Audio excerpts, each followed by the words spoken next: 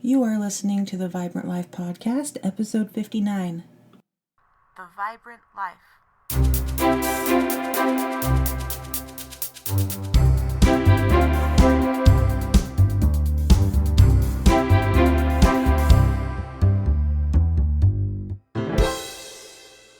Heidi ho, neighbor. My name is Emily Romrell, and this is the Vibrant Life Podcast. I hope this small broadcast out into the universe finds you well and happy. If you're a regular listener to the show, you will recognize I've changed up my greeting a bit. Bonus points if you get the reference. I'm dating myself as a total 90s kid here, for sure, and I'll admit to being a little biased in my opinion. But TV in the 90s was the best. And the artwork for this episode is also a major clue. You guessed it, I'm talking about that gem of a sitcom called Home Improvement, starring Tim Allen. And in the show, the next door neighbor, Wilson, always greets Tim with a friendly Heidi ho, neighbor. So you got the same today. Also, I do have to admit, I had a pretty major crush on JTT, or Jonathan Taylor Thomas, from the show. He was an early heartthrob of mine, and, along with a million other girls. So that was a good show if you were a kid in the 90s. But Wilson in the show is a fabulous character for a couple reasons. First, throughout the 8 seasons of the show, we never saw his full face. It's obscured because he's always talking over the fence in the backyard. Second, Wilson is a little eccentric. I mean, Tim is too, but Wilson, he's full of sage advice that helps Tim navigate life's troubles, but he's also often doing something fascinating. He might be stargazing or admiring yams or practicing a little-known tradition from some ancient culture. You never know what you're going to get, but Wilson is great because he embraces wisdom wherever he finds it, and he also embraces being himself. And Wilson also knows the importance of choosing his side of the fence. He's a wonderful embodiment of what I want to focus on today. On this podcast, we're talking about owning your side of the fence, why it's important to take a stand about what you believe rather than being a fence sitter, and why boundaries are critical to living a happy and a vibrant life. I've noticed that life lessons are often revealed to us in poignant and subtle ways. Sometimes they're not so subtle, but in the last week or so, I truly have felt impressed that this is the message I want to share today. And if you'll indulge me, I'll take you through some of my recent experiences.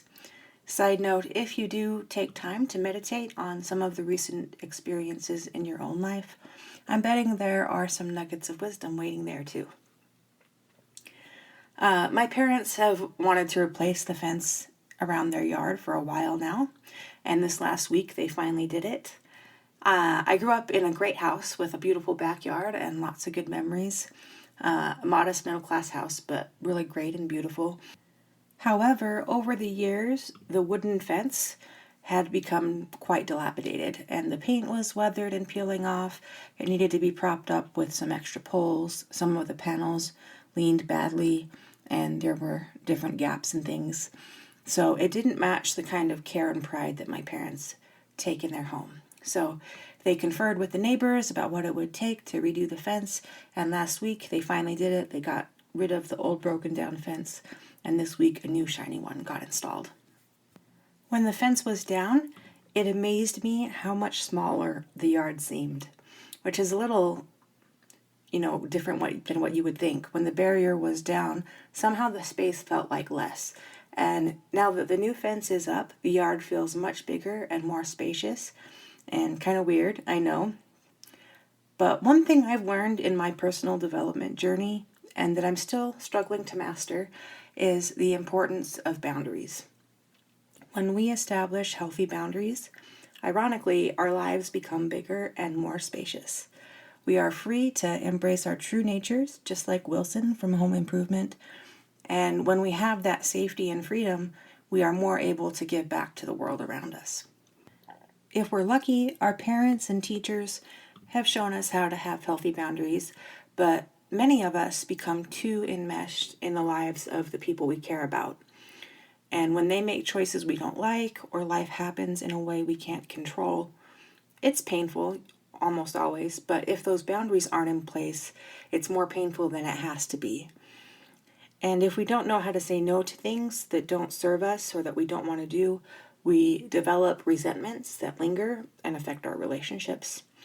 We might also expect others to do things for us that cross a line sometimes, and we may lack the privacy that allows us to feel safe and fulfill our potential. Time and energy are limited resources. I know that for sure, and I struggle to manage it efficiently myself. And that is a major key to success if you can manage your time and energy.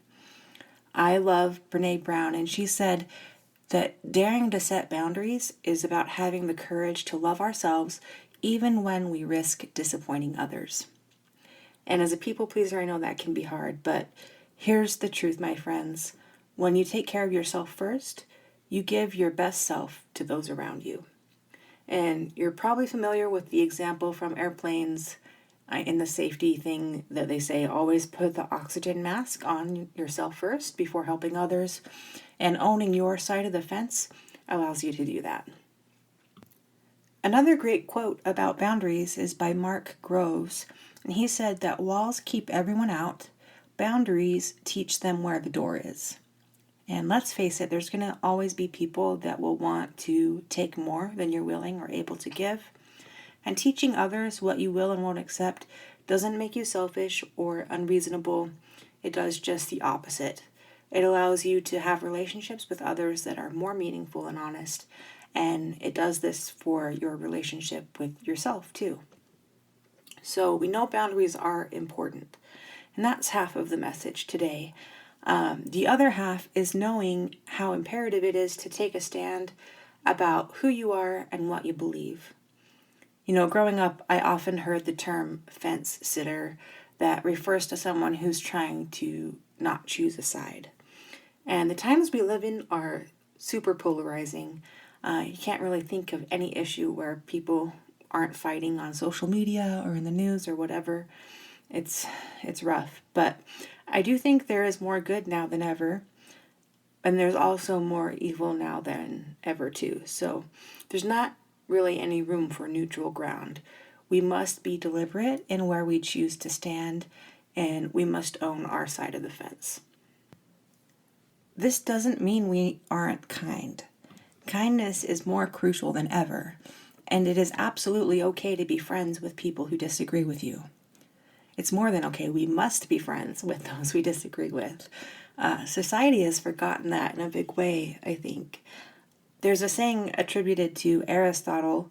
I saw online when I was looking at this that he probably was misquoted, but it goes that a mark of an educated mind is to be able to entertain a thought without accepting it. And whether or not Aristotle actually said that, the core of the phrase is true. And I would also add myself that it's the mark of an enlightened heart that loves those who believe and think differently. I recently attended a stake conference in my church. I'm a member of the Church of Jesus Christ of Latter-day Saints, and I'll put a link in the show notes. You can learn more about us at churchofjesuschrist.org. But we had some leaders of our church come and speak to us, and one of them told us how he was serving in the Philippines and he wanted to build some bridges with the Catholic Church there. I guess a large percentage of the population in the Philippines is Catholic. So they arranged this meeting with the Archbishop in that area. I think it was the Archbishop, but if not, it was like a higher up dignified leader of the Catholic Church. But this particular man did not have a high opinion of our church. So when our leaders went to this meeting, they got a cold shoulder. And they had to wait for quite a while before even being allowed into the meeting. And this bishop of the Catholic Church was kind of stern and not super friendly in the beginning. But anyway, this Catholic bishop asked what the main differences were between our faith and theirs. And in a moment of inspiration, our leader replied that he would rather focus on what our similarities are. Both faiths believe strongly in Jesus Christ, that he's our Savior. Both faiths believe in being kind and serving others. Both faiths believe in being honest and having integrity, etc.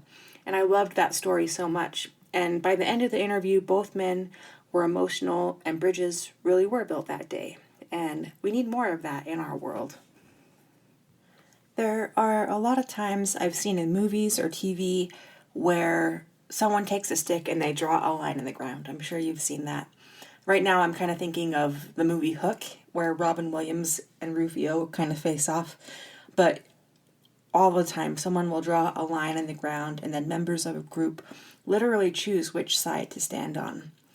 And now's the time, peeps. You need to decide where you stand. Morals and values seem to be in a sort of free fall these days. A common thing I hear people say is, "This is my truth." And while I respect everyone's right to believe what they want, I just really disagree with that. That's not how truth works.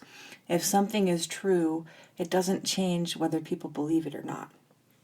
And I think society, and a lot of this is the media, but society wants you to be a fence sitter. So they don't want you to take a stand that might separate you from popular opinions. Today, I want to stress that you can choose your side of the fence in a kind way, and that if you do, you will be freer and more enabled to make a positive impact on the world. I just recently saved a TikTok video of this guy summing this idea up in a beautiful way. His name is Patrick Bet David.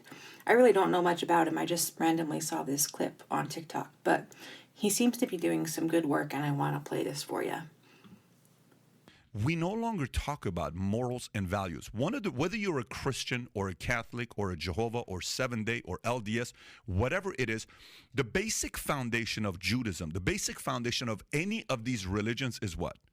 Forgiveness, is kindness, don't judge, steal, don't kill, all of this respect your stuff parents. is the basic foundation of these morals and values, right? If we don't teach these basic morals and values, none of us will forgive. None of us will talk about redemption. None of us will believe in that. Personally, I think it's much better to promote these morals and values, to choose your side of the fence and live life deliberately and with purpose, than to worry about being politically correct. Popular opinions change all the time, but a foundation of correct principles will allow you to truly be free and live a vibrant life. I don't think Tim the Toolman Taylor and Wilson agreed on everything. Both of them were a little odd sometimes, but they respected each other and they learned from each other, and they also had a healthy boundary to keep things in their proper places. So let's learn from that. For the record, I am a proud member of my faith, which is the Church of Jesus Christ of Latter-day Saints. I'm a Christian, and I do believe that Jesus Christ is my Savior and also a loving friend. I think it's important to be honest in your dealings with others and yourself. I think kindness is a superpower, and that every human on the planet has the ability to use that power. I know that if we work on building healthy boundaries, that we will be enabled to live more peacefully with others. We can build doors and gates in our fences that allow us to share the best of ourselves without becoming burnt out or taken advantage of. But it is also important to stand firm on your side of the fence. I'd like to encourage you to think about the boundaries in your life. Are your internal fences in need of some care? None of us are perfect. That's okay. But we can be deliberate in how we choose to live our lives. And I know if we do these things, we will be happier and our lives will be more vibrant. So, thanks for listening, my friends. I hope you have a terrific week and live the vibrant life.